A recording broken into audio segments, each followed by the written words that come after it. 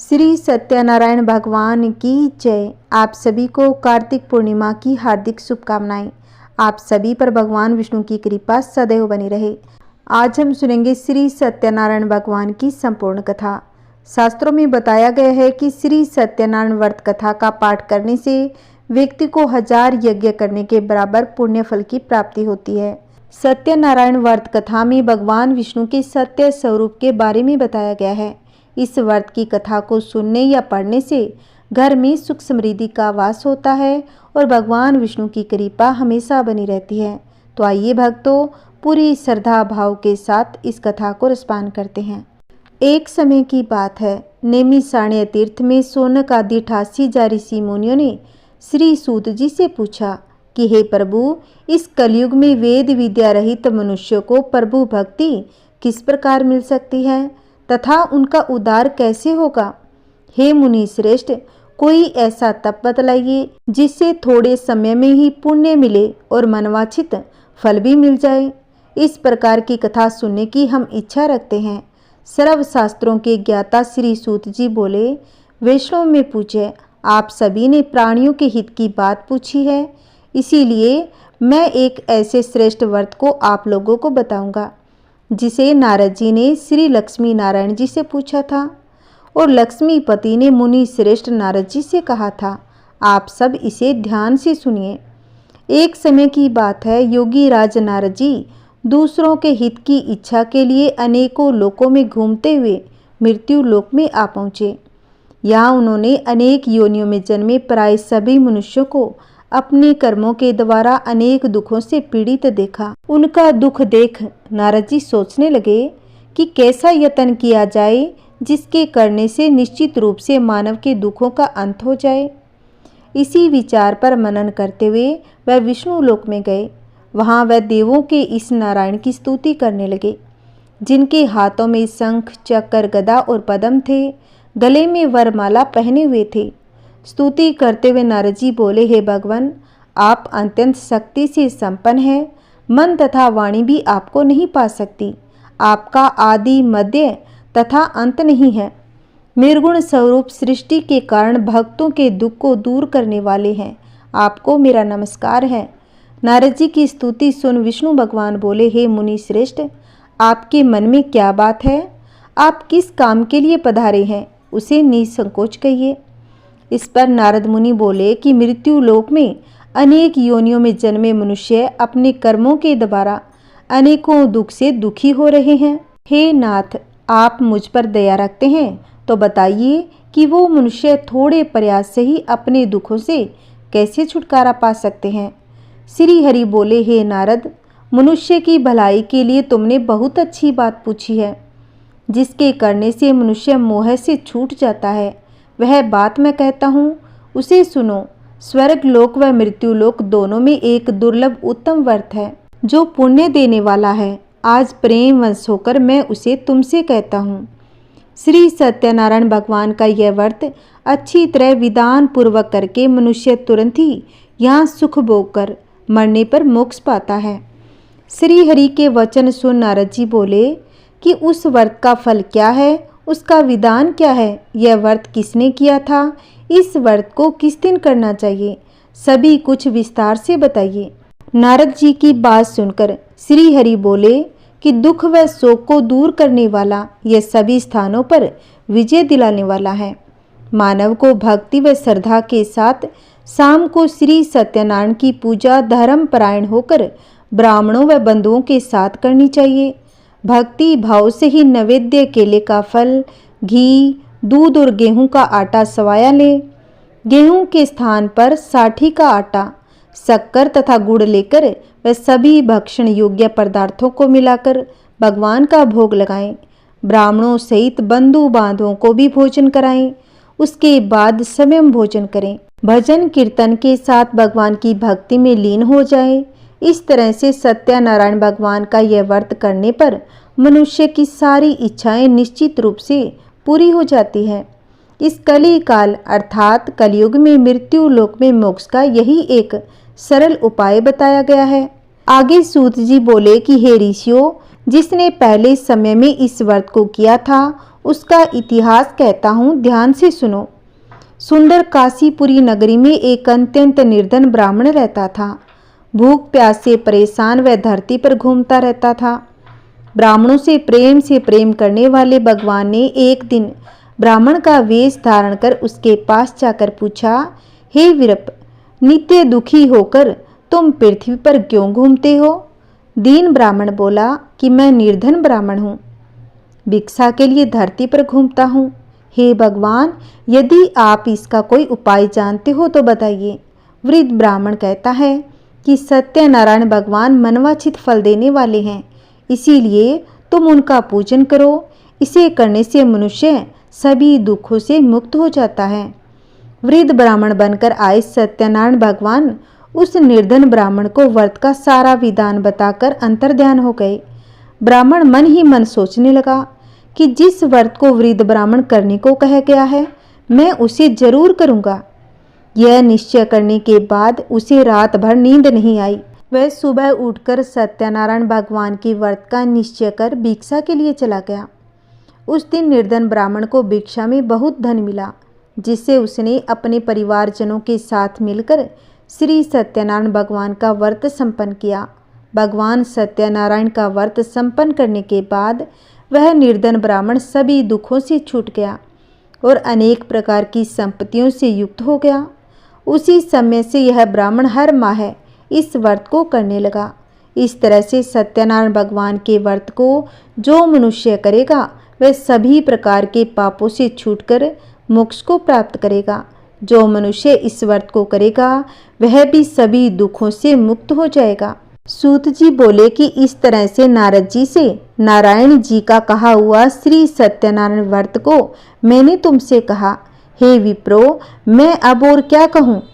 ऋषि बोले, हे मुनिवर, संसार में उस विरप से सुनकर और किस किस ने इस व्रत को किया, हम सब इस बात को भी सुनना चाहते हैं। इसके लिए हमारे मन में श्रद्धा का अभाव है।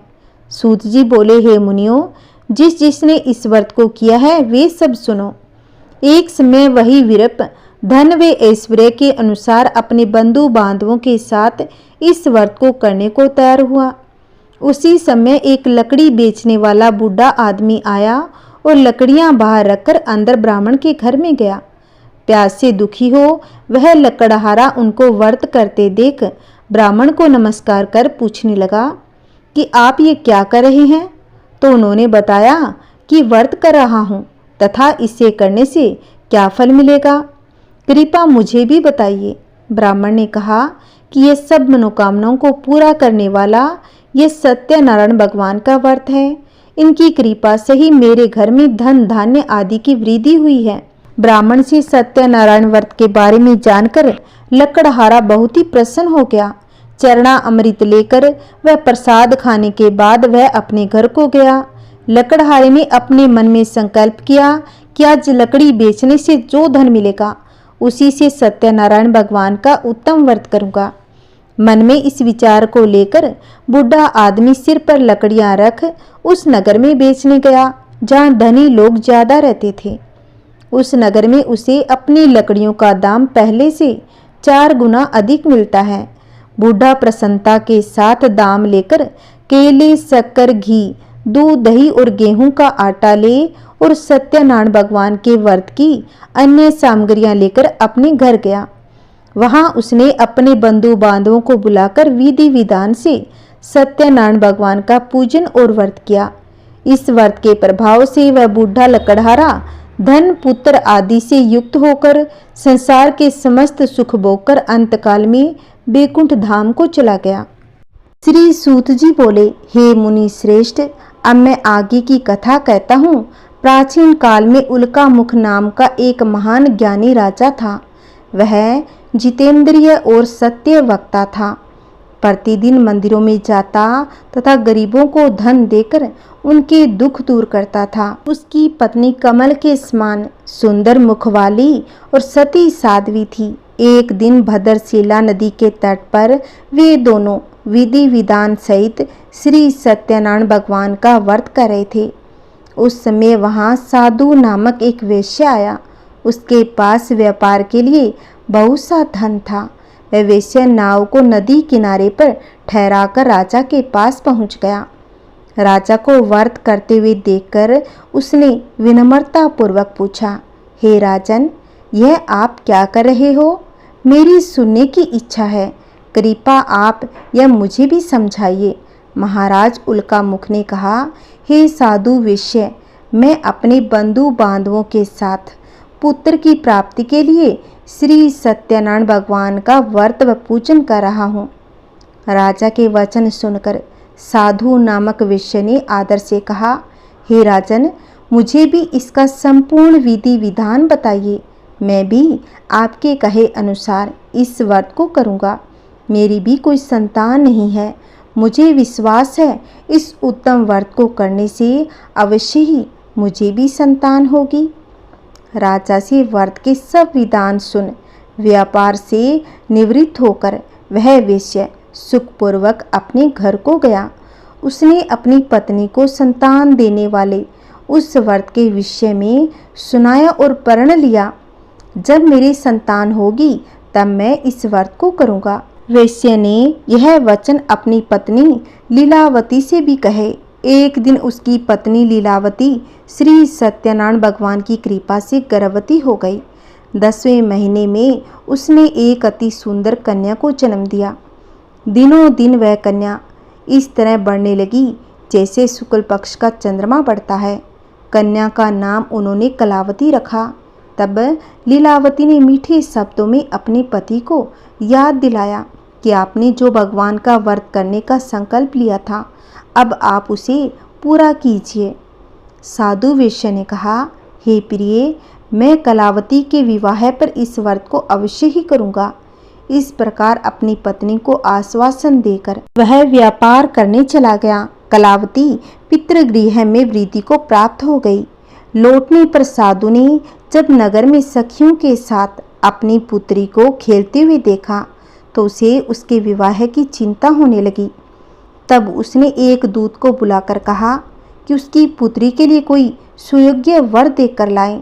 दूत साधु नामक वेश्या की आज्ञा पाकर कंचन नगर पहुंचा और देखभाल कर वेश्या की कन्या के लिए एक सुयोग्य वणिक पुत्र ले आया। उस सुयोग्य लड़के के साथ साधु नामक वेश्या ने अपने बंधु बांधवों सहित प्रसन्नचित्त होकर अपनी पुत्री का विवाह कर दिया। दुर्भाग्य से वह विवाह के समय भी सत्यनारायण भगवान का व्रत करना भूल गया। इस पर श्री सत्यनारायण भगवान अत्यंत क्रोधित हो गए। उन्होंने वेश्या को श्राप दिया कि तुझे दारुण दुख प्राप्त होगा। और फिर अपने कार्य में कुशल वह वेश्या अपने दामाद सहित नाव का बेड़ा लेकर व्यापार करने के लिए सागर के समीप स्थित रत्नासारपुर नगर में गया। रत्नासारपुर पर चंद्रकेतु नामक राजा का राज्य था। दोनों ससुर जमाई चंद्रकेतु राजा के उस नगर में व्यापार करने लगे। एक दिन भगवान सत्यनारायण की माया से प्रेरित एक चोर राजा चंद्रकेतु का धन चुराकर भाग रहा था। राजा के दूतों को अपने पीछे तेजी से आते देखकर चोर ने घबराकर राजा के धन को वेश्या की नाव में चुपचाप रख दिया जहां वे ससुर जमाई ठहरे हुए थे और भाग गया। जब दूतों ने उस वेश्या के पास राजा के धन को रखा देखा तो उन्होंने उन ससुर दामाद को ही चोर समझ लिया। वे उन ससुर दामाद को दोनों को बांध कर ले गए और राजा के समीप जाकर बोले, आपका धन चुराने वाले को हम दोनों चोरों को पकड़कर लाए हैं, देखकर आज्ञा दें। तब राजा ने बिना उस वेश्या की बात सुने उन्हें कारागार में डलवाने की आज्ञा दे दी। इस प्रकार राजा की आज्ञा से उनको कारावास में डाल दिया गया तथा उनका सारा धन भी छीन लिया गया। श्री सत्यनारायण भगवान के श्राप के कारण उस वेश्या की पत्नी लीलावती व उसकी पुत्री कलावती भी घर पर बहुत दुखी रहने लगी। उनका सारा धन चोर चुरा ले गए। मानसिक व शारीरिक पीड़ा तथा भूख प्यास से अति दुखी हो भोजन की आस में कलावती एक ब्राह्मण के घर गई। उसने ब्राह्मण को श्री सत्यनारायण भगवान का व्रत विधि पूर्वक करते हुए देखा। उसने कथा सुनी तथा श्रद्धा पूर्वक प्रसाद ग्रहण कर रात को घर आ गई। माता ने कलावती से पूछा, हे पुत्री, तू अब तक कहाँ रही? मैं तेरे लिए बहुत चिंतित थी।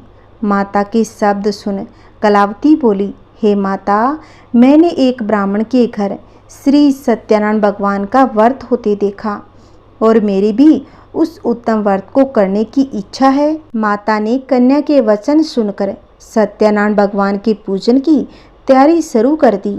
उसने बंधुओं सहित श्री सत्यनारायण भगवान का पूजन व व्रत किया और वर मांगा कि मेरे पति और दामाद शीघ्र ही घर लौट आएं। साथ ही विनती की कि हे प्रभु, अगर हमसे कोई भूल हो गई हो तो हम सबका अपराध क्षमा करो। श्री सत्यनारायण भगवान इस व्रत से प्रसन्न हो गए। उन्होंने राजा चंद्रकेतु को स्वप्न में दर्शन देकर कहा, हे राजन, जिन दोनों वेश्यों को तुमने बंदी बना रखा है वे दोनों निर्दोष हैं, उन्हें प्रातः ही छोड़ दो। उनका सब धन जो तुमने लिया है उन्हें लौटा दो, अन्यथा मैं तुम्हारा राज्य, धन, पुत्र आदि सब नष्ट कर दूंगा।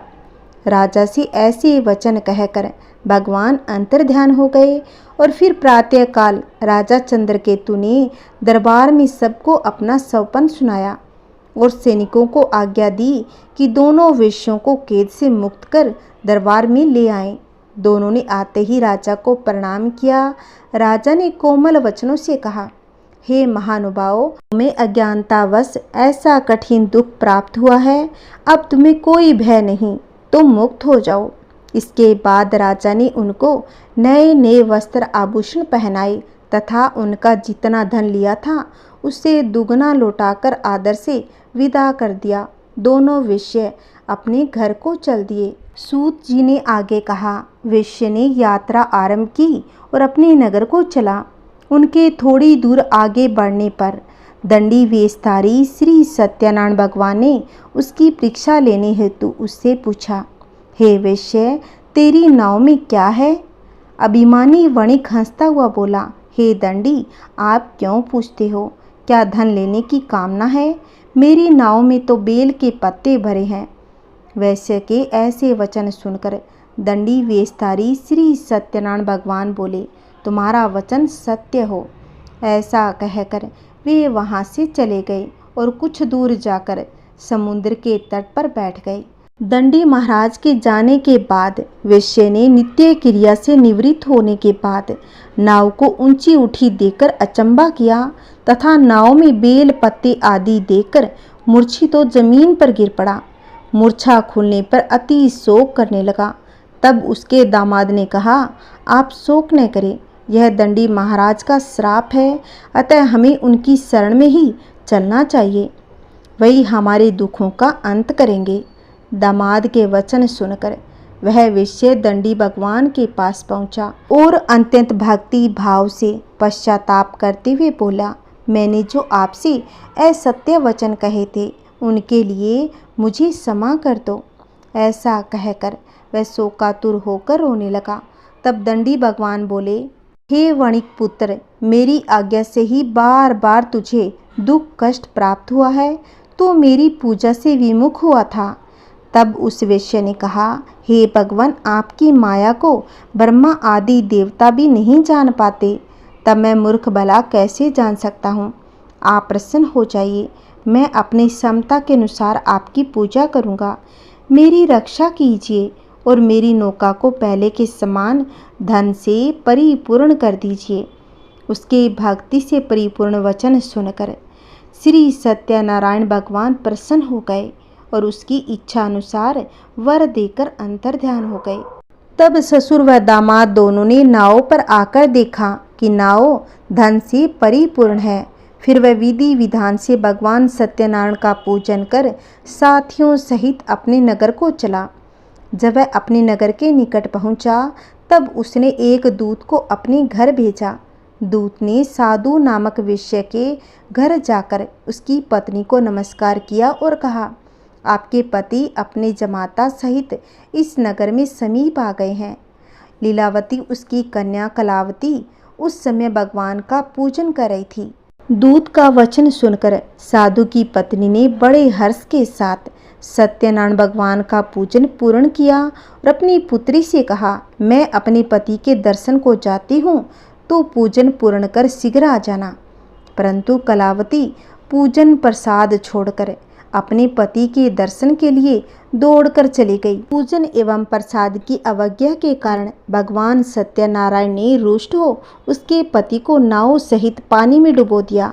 कलावती अपने पति को न पाकर रोती हुई जमीन पर गिर पड़ी।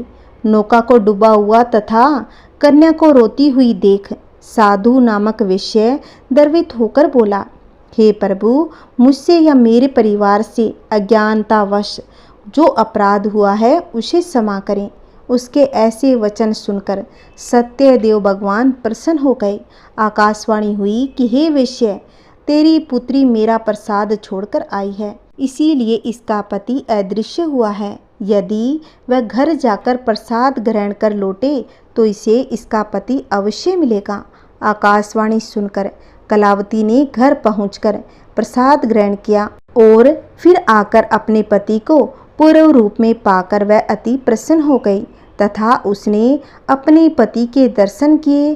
तत्पश्चात साधु वैश्य ने वहीं बंधु बांधवों सहित सत्यदेव का विधि पूर्वक पूजन किया। वह इस लोक के सभी प्रकार के सुख भोगकर अंत में मोक्ष को प्राप्त हो गया। श्री सूत जी बोले, हे ऋषिगण, मैं एक और कथा कहता हूँ, आप सभी ध्यान से सुनो। सदा प्रजा के लिए चिंतित तुंगध्वज नाम का एक राजा था। उसने भगवान सत्यनारायण का प्रसाद त्याग कर बहुत कष्ट पाया। एक समय राजा वन में वन्य पशुओं को मारकर बड़ के वृक्ष के नीचे आया। वहां उसने ग्वालों को भक्ति भाव से बंधु बांधवों सहित श्री सत्यनारायण जी का पूजन करते देखा। परंतु राजा देखकर भी अभिमान के कारण न तो वहां गया, न ही सत्यदेव भगवान को नमस्कार किया। पूजन के बाद सभी गोपगण भगवान का प्रसाद राजा के समीप रखकर वहां से लौट आए और इच्छा अनुसार उन सभी ने भगवान का प्रसाद ग्रहण किया। इधर राजा को प्रसाद का परित्याग करने से बहुत दुख हुआ। उसका संपूर्ण धन धान्य एवं सभी 100 पुत्र नष्ट हो गए। राजा ने मन में यह निश्चय किया कि अवश्य ही भगवान सत्यनारायण ने हमारा नाश कर दिया है, इसीलिए मुझे वहाँ जाना चाहिए जहाँ श्री सत्यनारायण का पूजन हो रहा था। ऐसा मन में निश्चय करके वह राजा गोपगणों के समीप गया और उसने गोपगणों के साथ भक्ति श्रद्धा से युक्त होकर विधि पूर्वक भगवान सत्यदेव की पूजा की।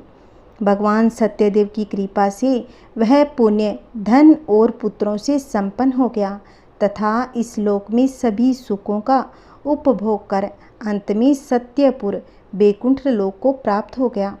श्री सूत जी कहते हैं, जो व्यक्ति इस परम दुर्लभ श्री सत्यनारायण के व्रत को करता है और पुण्यमयी तथा फल प्रदायिनी भगवान की कथा को भक्ति युक्त होकर सुनता है, उसे भगवान सत्यनारायण की कृपा से धन धान्य आदि की प्राप्ति होती है। दरिद्र धनवान हो जाता है, बंधन में पड़ा हुआ बंधन से मुक्त हो जाता है, डरा हुआ व्यक्ति भय से मुक्त हो जाता है। यह सत्य बात है, इसमें संदेह नहीं। इस लोक में वह सभी इच्छित फलों का भोग प्राप्त करके अंत में सत्यपुर बैकुंठ लोक को प्राप्त होता है। श्री सूत जी बोले, हे ब्राह्मणों, इस प्रकार मैंने आप लोगों से भगवान सत्यनारायण के व्रत को कहा, जिसे करके मनुष्य सभी दुखों से मुक्त हो जाता है। कलयुग में तो भगवान सत्यदेव की पूजा विशेष फल प्रदान करने वाली है।